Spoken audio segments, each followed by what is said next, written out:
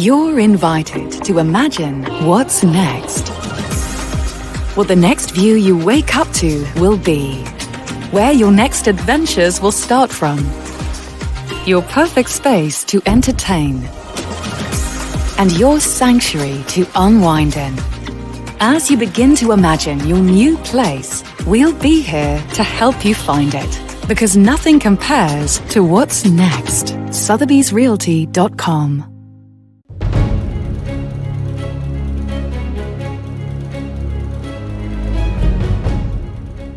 Telangana's capital Hyderabad is on a roll, or so it seems from the new data and news flow. Hyderabad, ranked among top 20 Asia-Pacific sustainable cities, is topping the charts on new housing supply, quality Grade A office space and creation of new information technology jobs. This is just a few. Now, the southern India capital also boasts of the country's first ever 23-kilometer long bicycle track with a solar roof, which was inaugurated by the Urban Development and Municipal Minister K.T. Rama Rao recently. On the urban agenda, we ask, as Hyderabad gets ready to be counted as a mega city by 2030, how does it ensure the right kind of growth so it does not become a victim of its own success? We are joined today by Shri Arvind Kumar, Special Chief Secretary to Government, Municipal Administration and Urban Development Department, Telangana, and Mr. Gauri Shankar Nagabhushanam, CEO, India Business Parks, CapitaLand Investments. Mr. Arvind Kumar, I'm going to come to you first. You know, 1/3 of the population of the state lives in Hyderabad, and we are talking about it becoming a mega city with its population likely to reach 1.2 crore in a few years. I know this government has a huge attention to getting it right in terms of how do you develop Hyderabad and make it a future city. Can you give me 3 priorities that you are working with right now? Firstly, as you mentioned, that Hyderabad is the fastest growing city today in India, and because of number of factors. And we are very well aware of the fact that if proper planning is not done and if we don't attend some of the emerging issues because of its growth, we may end up with issues which our neighboring city, Bangalore, is facing, especially traffic and some of the infrastructure. So our immediate attention is to take care of city's expansion in a manner that infrastructure, especially physical infrastructure, is able to keep pace with the kind of growth which is happening. And we are doing it in a very planned manner, coinciding with the kind of development, geographical development in which part of the city it's taking place. So our focus on road, water supply, etc. is also kind of corresponding to those areas. So that's number one. Number two, we are planning to have our very specific focus on improving the share of public transport. Presently, it's around 33%. In next 5 years, we want to take it to 66% of the people should be using public transport, which means we need to spend heavily on creating public transport and public infrastructure correspondingly. So these are the 2 major things. And third, we want to ensure that the ease of living, which is a major attraction. So ease of living will include law and order, cost of living, social acceptability of people coming from different parts of the cities, which include language and general welcome kind of attitude, schooling, hospital facilities, old age care. So the social infrastructure is maintained in a very robust manner, and it should be easily accessible to common people, middle class people. So these are the 3 things I think we would be focusing in coming years. You've said something which is probably music to my ears, that you are aiming at providing more than 60% population public transportation mode from the current 33% who use it in Hyderabad. I know there have been major investments, roads, flyovers, ring road, metro rail system, bypasses, etc. My question is money. Financing always becomes a challenge. Do you have the math done, Mr. Kumar? Do you believe that money will come in, and how will you basically make the balance sheet match? We did an interesting kind of experiment during COVID time when things were kind of closed. We could lay most of our roads, in fact, greenfield roads, we call them missing link roads, because in normal time when the city is working, we get only a working time of about 3 to 4 hours, that is from midnight to about 3 o'clock, 4 o'clock in the morning. But during COVID time, we had the working timeline of about 20 hours every day. So we laid a lot of new roads. And we realized that when we are laying a new road, the property value on both sides of such new infrastructure goes up tremendously. So we have come out with a model whereby whenever we are laying a new infrastructure, be it road, be it a new train connectivity, be it new stations, we are collecting a special kind of development charges from the area which are both sides. So which is 200 meters, then 500 meters and kilometer from such facility. And that we are keeping it escrowed, which is used to pay towards the infrastructure. And this model is very welcomed by banks. In fact, last 3 years, GHMC, which is the local corporation body, has raised about 12,000 crores of bank loan based on its own balance sheet. State government has nothing to do with it. So from its own balance sheet, we raised 12,000 crores and banks are more than willing to give us money.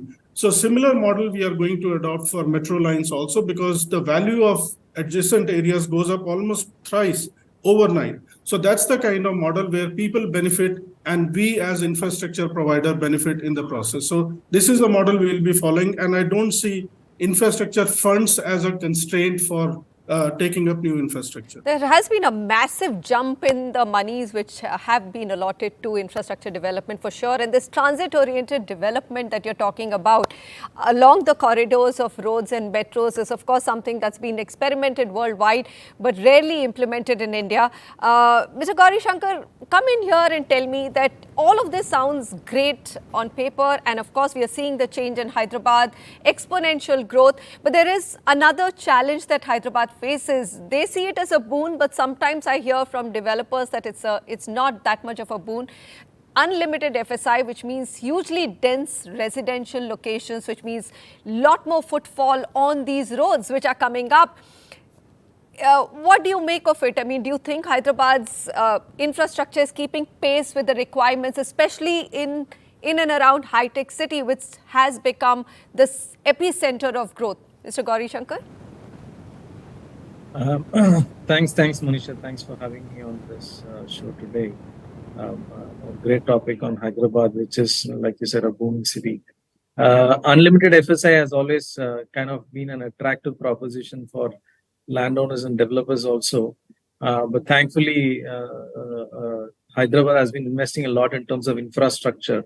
So far, the pace has been there in trying to match the demand versus what is the supply of the infrastructure. But if you talk from pure economic sense, unlimited FSI is kind of is a bit of a misnomer, because no, you can't build unlimited square footage. There is always at a certain point where it becomes uneconomical to start building more, because as your height keeps increasing, your construction timelines increase, your construction costs increases, your ability to provide amenities increases or reduces. So therefore, it just doesn't make any sense beyond a point in time. So if there is any suggestion that I could give to the government, it is, instead of calling it unlimited FSI, put a number to it. Can I just touch upon the unlimited FSI point just for a second? Yes, sir, go ahead. My colleague mentioned, you see, unlimited FSI, we are deliberately not putting a number because, as he rightly said, it's a question of economics. A builder will not go up beyond, say, FSI of 7 or 8 because of the prohibitive cost or because of fire restrictions, etc. So we are just saying, we are giving the liberty to the developer to come out with new innovative designs and bring the skyline of Hyderabad, maybe the best in India. So the idea is you invest on land and then try and kind of economize by using economies of scale by going high. And a lot of people say we are concretizing the city, but I would say it's the reverse, because we are going vertical and thereby the green space of the area of the city remains better. Tell me, in terms of the traffic situation in high-tech city, have you seen a dramatic change? Because, in the middle, there were some adaptive traffic control systems, etc., which were put, but they didn't work very well. So let me get a response from Mr. Gauri Shankar, because they have, committed to doubling the capacity at Madhapura for office space, grade A office space. What are you sensing in terms of on-ground traffic congestion issues, Mr. Gauri Shankar?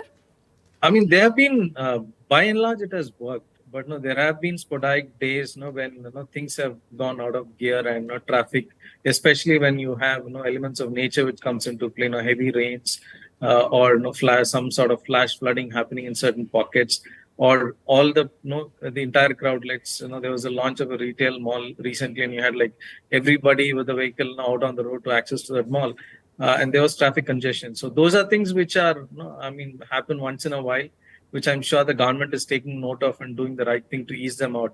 But by and large, I would still say Hyderabad is among the a few cities who have well-planned infrastructure to manage a high influx of traffic. Okay. So outlier days, heavy rainfalls, even New York got submerged, right? So those are things that I think every city planner is grappling with. Coming back to you, Mr. Arvind Kumar, let's look at the flooding issue. Mr. K.T. Ramarao tweeted and he said, look, we are looking at ways. You've also made a public comment that you're looking at flooding in a very careful manner. Tell us what you're doing about water, floods, and waste management quickly, sir, if you can, to future-proof the city. August 2020, about 3 years back, we had heavy rainfall and 3 lakes kind of got breached and there was widespread damages. And after that, we brought out with SPV, which is called Strategic Nala Development Program, SNDP. And in phase 1, we have invested about 985 crores and phase 2 is ready now. And phase 2, you will be surprised, we have given administrative sanction for 5,135 crores. So in all, it's about 6,200 crores. The idea is we are connecting these lakes, interlinking of these lakes so that surplus flow from one lake seamlessly flows to the downstream and thereby flooding in low-lying areas, etc. are minimized. The best way to do these interconnections was there are roads, we dug up those roads, we created stormwater drains underneath, and then we again laid the road. So thereby, the land acquisition cost could be saved. Quickly, sir, on waste, there's a lot of waste getting generated as populations are coming in. I know that there's work going on STPs. Can you just elaborate how much future waste is this capacity being created for? Sure. So on both solid waste side, in fact, we generate about 8,000 metric tons of solid waste every day.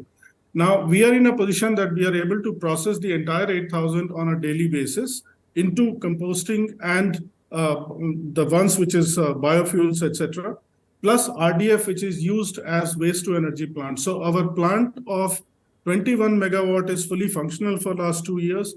Another 15 megawatt is ready. It will be operationalized by Minister on Monday. That makes it 36 megawatt. And plans to make this total capacity to 101 megawatt by March 2025. Works are going on. We'll be the only city in the country to be processing entire waste into waste to energy and composting combined. So this is under process for solid waste. So far as liquid waste is concerned, we are under construction is about 33 STPs at different locations, sewage treatment plants. They will be completed by November, in another 2 months, by which a total of about 1,900 MLDs we'll be able to process on a daily basis, making it 100% sewage being treated in Hyderabad, and again, the only city in the country. So this has been done on a HAM model. We have been able to raise resources, and we are very proud to say that Hyderabad will be able to process 100% of its sewage in next 2 months from now. Well, all of this is just sounding so fantastic that one city is being able to do so much. Let's come back and talk about the governance structure of Hyderabad. How is it that they're able to raise finances, make all of this happen? Because most of the urban planners have said that the governance structure isn't right in India's cities, and that's why they don't meet the soaring ambitions on the quality of life they want to give to their citizens. Stay with us.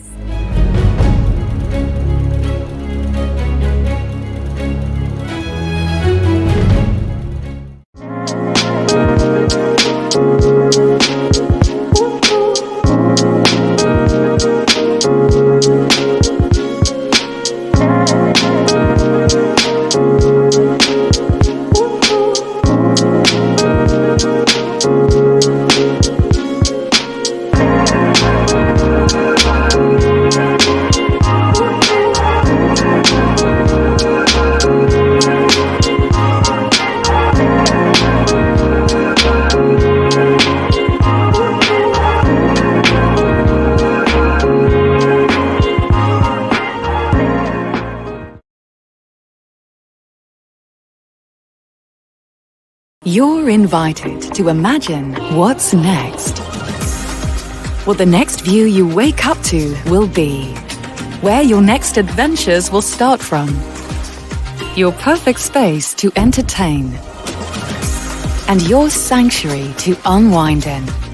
As you begin to imagine your new place, we'll be here to help you find it. Because nothing compares to what's next. Sotheby'sRealty.com